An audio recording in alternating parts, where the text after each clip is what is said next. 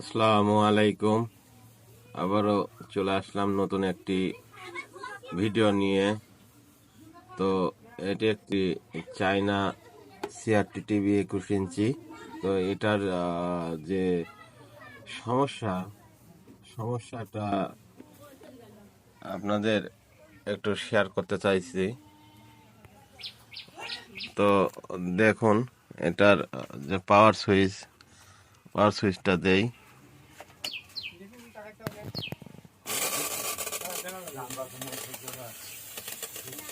দেখেন, সিরিজ বাল্বটা পুরাপুরি গ্লো করছে এবং কেমন যেন শব্দ করতেছে।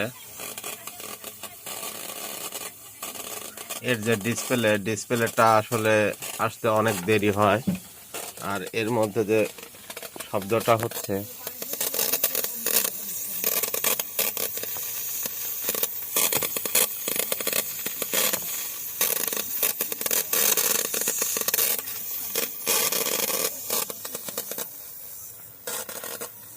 তো টিভিটা সর্বপ্রথম আগে খোলা যাক,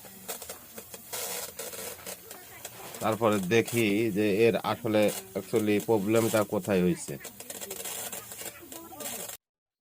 দেখেন, এর যে এসটি ক্যাপের কি অবস্থা। এখানে আসলে লিক হওয়া ভোল্টেজটা এখান দিয়ে লিক করতেছে, যার কারণে আপনার ডিসপ্লেতে আলো একদমই নাই।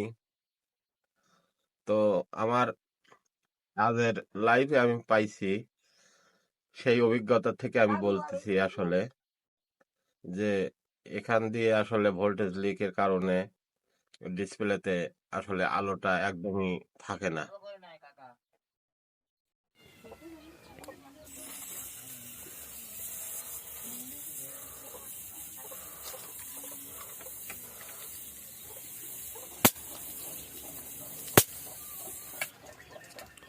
তো দেখতেই পেলেন যে এর যে ইএসটিটা আসলে কি প্রকারে লিক করতেছে।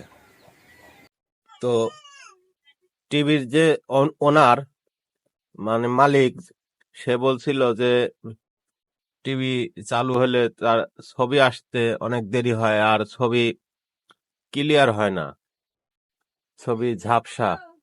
তো সেক্ষেত্রে যেটা আমরা চেক করব সেটা হচ্ছে এটার যে বেস যে সার্কিট, এই সাদা যে অংশটা, সেই অংশটা চেক করব। তো ইতিপূর্বে একই সমস্যার কারণে আমি এটা চেঞ্জ করে দিয়েছিলাম, কিন্তু তারপরে সমস্যাটা রয়ে গেছে। তো এই বেসটা আবার চেক করা লাগবে যে বেসে কোনো সমস্যা হয়েছে না, এর এখান থেকেই সমস্যাটা আছে। ঠিক আছে, এখানে সমস্যা আছে না, এর যে এসটি ক্যাপ লিকেজের কারণে, ভোল্টেজ লিকেজের কারণে যে সমস্যাটা ওখান থেকে হচ্ছে। তো এসটি ক্যাপ লিকের জন্য হয়তোবা ডিসপ্লেতে লাইটটা একটু দেরিতে আসে, কিন্তু পিকচার ব্লার বা ছবি ঝাপসা এটা হয় না সাধারণত। সাধারণত ছবি ঝাপসা এখান থেকেই হয়, এইটুক সেকশন থেকে ছবি যে ঝাপসাটা বা ব্লার পিকচার এটুকের মধ্যে থেকেই হয়। তো এটা আসলে এখন চেক করার বিষয়। এটা খুলে দেখা যাক যে এখানে আসলে সমস্যাটা কি হয়েছে।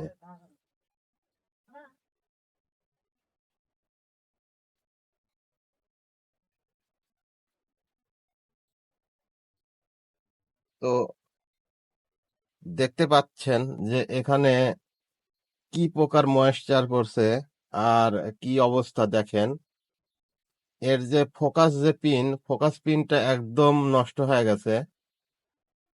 সম্ভবত টিউব থেকে এর ফোকাস পিনটা পচে গেছে, একদম গলে গেছে। কাছের থেকে নিয়ে দেখাই আপনাদের, তাহলে বুঝতে পারবেন। দেখেন, এর যে এর যে ফোকাস পিন দেখেন, ফোকাস পিনটাই নাই। তো দেখেন ফোকাস যে পিন থাকে, ঠিক আছে, এই জায়গাতে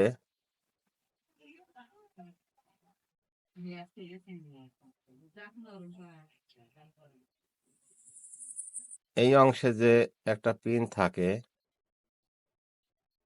দেখেন এই জায়গাতে একটা পিন থাকে, এই যে এমন এমন পিন থাকে, এই এমন পিন থাকে।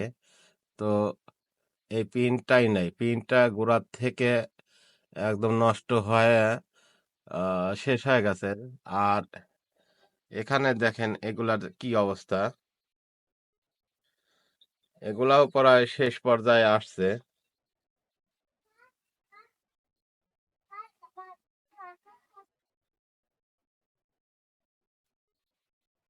একদম শেষ পর্যায়ে।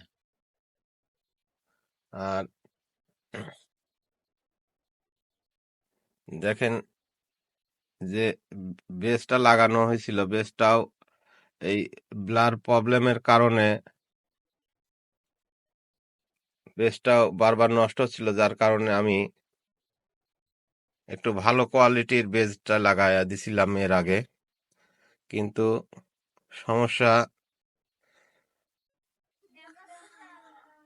সমস্যা আসলে সমস্যাই রয়ে গেছে।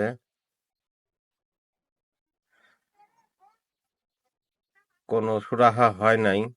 তো এমতো অবস্থায় আহ একটা জিনিস আপনারা সবসময় খেয়াল রাখবেন, যারা কাজ করেন, বারবার সিআরটি বেস চেঞ্জ করে ব্লার পিকচার সমাধান যদি না হয়, ঠিক আছে, তো সেক্ষেত্রে বারবার বেস চেঞ্জ করে কোনো লাভ নাই। আপনাদের যে এই টিউব আছে, ঠিক আছে, এই টিউব আছে, টিউবের সমস্যা, টিউবটা উইক হয়ে গেছে, মানে দুর্বল হয়ে গেছে। ভিতরে যে গ্যাসটা থাকে সে গ্যাসটা আসলে দুর্বল হয়ে যায়। আর এর যে সিস্টেমটা আছে, এখানে সিস্টেমটার মধ্যে নানান ধরনের শর্টেজ, লিকেজ, ইন্টারনাল আর কি, লিকেজ ইন্টারনাল শর্টেজের কারণে বারবার আপনার এই যে এসটি ক্যাপ আছে, ঠিক আছে, এসটি যে ক্যাপ আছে, এসটি ক্যাপ বারবার লিকেজ হবে, এসটি ক্যাপ বারবার লিকেজ হবে আপনার। তারপরে বারবার আপনার এই বেজ, এর যে বেজটা নষ্ট হবে। কালার যে ট্রানজিস্টর আছে, কালার ট্রানজিস্টরে কালার ফল্ট হবে, ঠিক আছে। এই তিনটে প্রবলেম আপনার বারবার অনবরত আপনারা ফেস করবেন। কত সময় দেখবেন যে এর সিআরটি বেজ বারবার নষ্ট হচ্ছে, কত সময় দেখবেন আপনার রেড ক্যাথোড, ঠিক আছে, আর ব্লু ক্যাথোড, এই দুইটা ক্যাথোড সবচেয়ে বেশি শর্ট হয়, ঠিক আছে। গ্রিন ক্যাথোডটা অতটা শর্ট হয় না, এই দুটো ক্যাথোডই শর্ট হয়। গ্রিন ক্যাথোডও শর্ট হয় হালকা পাতলা, মানে সবভাগে 100%-এর মধ্যে আপনার 5%, 10% শর্ট হয়। কিন্তু এই রেড আর এই ব্লু ক্যাথোডটা দুইটা বেশি শর্ট হয়। তারপরে আপনার বেসটা বারবার নষ্ট হয়, ঠিক আছে। আপনার এসটি যে ক্যাপ আছে, ঠিক আছে, এসটি যে ক্যাপ আছে, এসটি ক্যাপটা আপনার মনে করেন যে দেখেন এটার কি অবস্থা, এটাও পাল্টায় দিছিলাম। এটা এই এসটি ক্যাপটার এই যে বেসটা দুটো একসাথে চেঞ্জ করে দিছিলাম, কি অবস্থা হয়ে গেছে। তো এটার যে ফোকাস যে পিন, ফোকাস যে পিনটা ফোকাস পিনটা একদম শেষ। তো এখন একটা বিষয় দেখা যাক, এটা আসলে শেয়ার করার মতো না, তো যদি হয় তো শেয়ার করব। তে আজকের ভিডিওটা এ পর্যন্তই, আবার দেখা হবে নতুন কোনো ভিডিও আপনাদের সাথে। আর এটার যে একটা সলিউশন বলতে চাইছিলাম, তো যদি কাজ হয় তাহলে সলিউশনটা আপনাদেরকে আমি বলবো। আসসালামু আলাইকুম।